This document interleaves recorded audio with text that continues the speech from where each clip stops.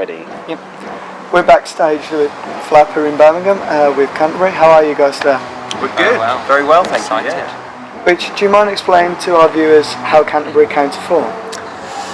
Canterbury came to form about 5 or 6 years ago now, and I was at school with James and Scott, the other two who are not right here, and we used to play in a band all together. Well, actually Scott didn't, but me and James used to play music since we were like 13. We met Mike in the local scene, and he sung on some demos for us, and then we were like, we need this guy in our band. So we recruited him, or asked him kindly if he would be in the band. I signed up. He signed up, and then Scott joined about a year later. That was about 5 years ago, and that was basically it. So like a school time joining. Because it's taken a while, but Gloria sort of catapulted you to a new level of where you are now in the industry. What do you think it was about that track that sort of made it so accepting? I think it had a really good video. No, I don't know, it's probably just, we had a whole album of stuff before then, and it was just the first 12 songs that people had ever heard from us, and then I think it was just like another bit of music, and I think because it was a bit poppier, it was probably our most, accessible song as a band. It was probably kind of one of the parents like, and if parents like a song, then you're kind of on to a winner. And you can like listen to it in the car with your mum and dad. But I think it was a culmination of just the general sound of the song, and also just the fact that it was just like our second release kind of thing. It was kind of our something. We had the album, and everyone was kind of like, I like the album. Let's see if they do anything else which is good. And I guess they like that song. Because talking about the album, Heavy in the Day has been so well accepted by critics and the public. Are you surprised at how well it's been perceived? It's quite mind blowing, to be honest. Like, I would say I'm surprised, because there's almost always that thought of being in a band, and you see it happen with other bands, and you know that you're going to get those people saying, prefer the old stuff, prefer the old stuff. You're like, even if it's not true, you're going to get people that are saying like, oh, you guys have changed and sold out or whatever. But like, for that reason, it's really overwhelming the amount of love we've had. It's people only saying that it's a step up, and I literally have barely seen a negative comment about the album, which is so touching because it's taken so long to get it out. Compared to like, the first one out in 2009, now we're in 2012. It's like we could have waited all that time, and it could have been like met with an onslaught of like, oh, I don't really like this very much. It would have been quite degrading. Or something like that. But it's like shit. That's really awesome how people are receiving it. It's great. Because you've released Saviour off the album, how come you've opted to choose that track out of the huge selection you had already on it? I don't really know. No, it was just I think when we recorded it, we all knew that it was just one of the more different, maturer sounding songs, but also had that kind of quirkiness that would grab people's attention. Kind of like a sing-along thing, and you kind of want to show the sing-along ones off for when people then come to the shows, even if they only know the one sing-along one, at least they're singing along to that. And it's just got that like funness about it. I think it's probably one of them. It's a different sounding song for us to do. It's got a different vibe to it. So I think it's just as singles, you kind of want to release your best card almost, or you put your best stuff out there. And I guess we thought that was probably one of our best shots for a single. Yeah, it's interesting with that album when it's come to picking singles or whatever, because everybody that we speak to, and even amongst ourselves, everyone has different opinions on what would be the best single. So it's kind of like you have to find some common ground. I think that was just one that everyone agreed on.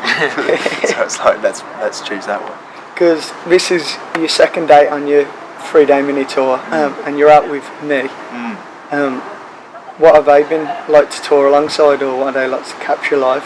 They're like teachers. I'd use the word phenomenal when talking about their band. Honestly, they're like, I don't really know where they came from in terms of like, well, they came from Australia, but like they just popped up, and I'm lucky enough to happen to see them like quite a few times over the last few months, and they're just really, really good, and they're all like really fucking amazing musicians. And the songs are great, and they play incredibly live, and they're really nice chaps. So just hilarious guys.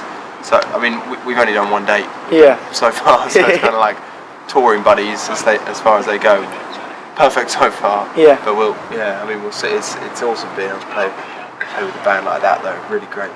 international relations. Yeah, because you went out on tour earlier in the year with Straight Lines, and obviously that went on to be a major sellout tour for yourselves. Yeah. What was that tour like now, and going back from such a long tour to doing such a short period now? It feels a bit weird. Yeah. Tomorrow's the last day. I know. Yesterday was the first. Yeah, it does feel weird. Like I think these were always meant to be kind of like different-ish shows in the way that More they were like, party. yeah, just the album's out, we've got to do something to celebrate, kind of thing. We're definitely going to be touring after the summer's done, but touring in the summer's just a bit of a it's a festival. it's a risky move, and people don't have enough money as it is at the moment, so we didn't want people to kind of like, feel bad as well as us feel bad when they turn up. But we just kind of wanted to do something which was just like, here's a party, let's have a load of fun, and thanks for buying the album. Because these are significantly smaller shows than we were playing kind of in January. But I mean, like a long tour is just where we have the most fun. I think it's just playing live is it's like the one of two best things about being in a band, other than recording music. So yeah, it's amazing. Like the feeling that you get when you first do your first tour is kind of like, shit, I've just found out exactly what I want to do with the rest of my life. And then like you spend periods of time where you're not, and you're at home and you're just so damn bored, and you've got the itchiest feet, and you're just like, I just want to get out. So yesterday we were just like, we're on tour, and then it's like for 3 days.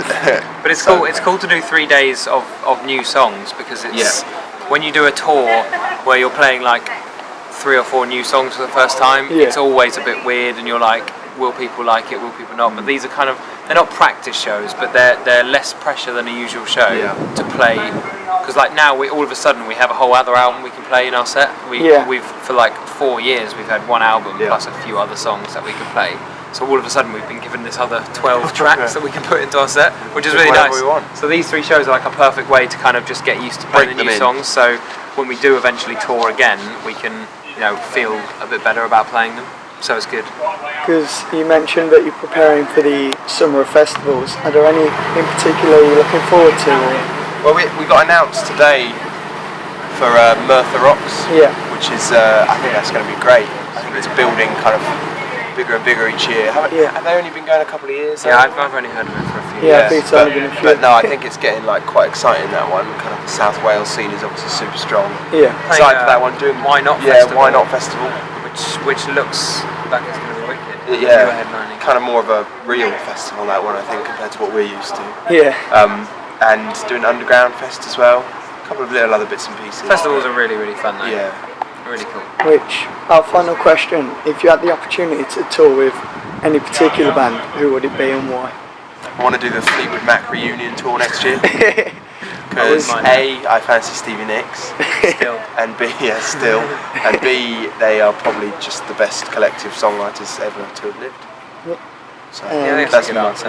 Yeah. I can't top that one.